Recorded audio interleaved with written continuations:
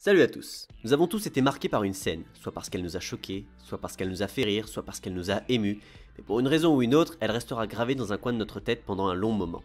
Pour comprendre ce que je dis, prenez un film que vous avez vu et repensez-y.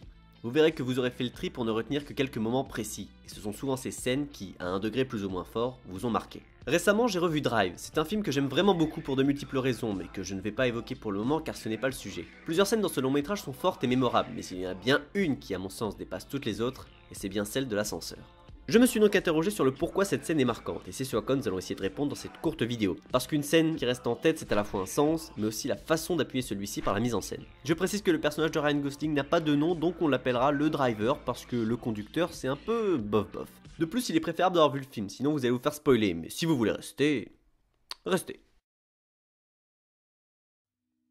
Cette scène est un des tournants dramatiques du film, la relation entre les deux personnages vient de se détériorer durant la scène précédente. À l'instant où le driver voit l'arme que porte l'inconnu, il comprend que c'est la dernière fois que Irene pourra le voir comme quelqu'un de normal, parce qu'après il va agir de manière un petit peu violente. C'est donc un baiser d'adieu, il sait qu'il va être obligé de tuer cet inconnu sous ses yeux. Mais avant, il préfère lui révéler tous ses sentiments, tout ce qu'il ressent, sans un mot, seulement par un acte. Ils s'aiment tous les deux depuis le début mais n'ont jamais réussi à se l'avouer, il s'agit de leur premier mais aussi de leur dernier baiser. Le choix du lieu, donc l'ascenseur, n'est pas anodin, c'est un lieu confiné et sans échappatoire, ce qui va se passer est donc inévitable.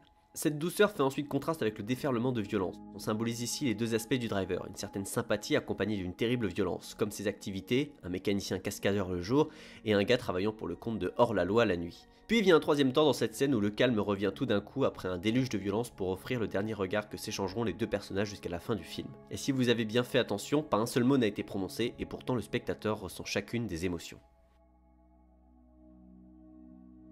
Passons à la partie qui m'intéresse un petit peu plus. Au-delà du sens, la scène est renforcée par la façon dont Nicolas Winding Refn la réalise. Tout d'abord la construction de la scène. Le spectateur comprend très vite la situation, et ce en l'espace de 4 plans.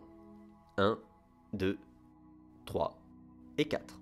Tous ces 4 sont bouchés par les personnages, renforçant le sentiment d'oppression du lieu. Dans chaque plan, Irene est présente, mais floue, de sorte à montrer implicitement qu'elle n'est pas du tout au courant de la situation.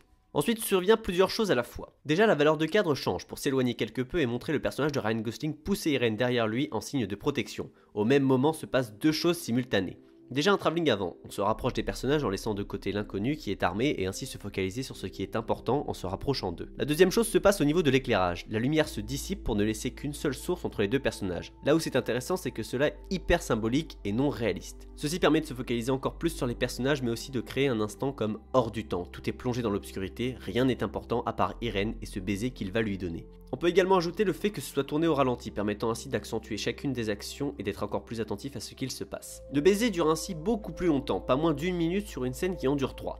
Enfin pour ce qui est du son, il n'y a pas un seul bruit, le calme englobe le moment et seule une musique se pose sur les images. Tous les éléments évoqués précédemment ont pour but d'appuyer la tendresse et l'importance du moment vécu entre les deux personnages, mais cela permet aussi et surtout de créer une rupture très marquante avec ce qui suit. La violence est ici accentuée par 3 éléments. Premièrement, la scène n'est plus au ralenti. Et un petit détail technique, la vitesse d'obturation est légèrement plus haute que la normale. C'est ce qui donne ce léger effet de saccadé et brutal. Ça a pour effet de procurer très peu de flou de mouvement.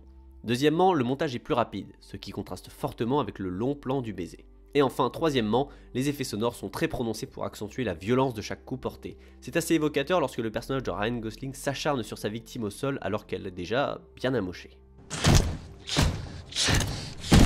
Un dernier aspect est à noter, c'est que pour toute cette partie violente de la scène, la caméra se focalise beaucoup sur Irene, permettant au spectateur de s'identifier à elle et donc de mieux saisir ce qu'elle ressent face à ce dont elle est témoin. Avec un sens et une construction parfaitement gérée, le réalisateur Nicolas Winding Refn, qui a décidément un nom très compliqué à prononcer, a réussi à créer une scène qui, à mon sens, est très marquante. La mise en scène appuie fortement le propos et renforce encore plus le sens. Et c'est ce qui est important au cinéma, la réalisation compte autant que l'histoire qui est racontée. Évidemment, chaque personne a sa propre sensibilité et peut-être que vous n'êtes pas d'accord avec moi, et ça, je le comprends assez facilement. C'en est tout pour aujourd'hui, j'espère que cette petite vidéo vous aura plu. Comme toujours, je vous dis à très bientôt pour de nouvelles vidéos, et sur ce, je vous dis bye bye, et à la prochaine.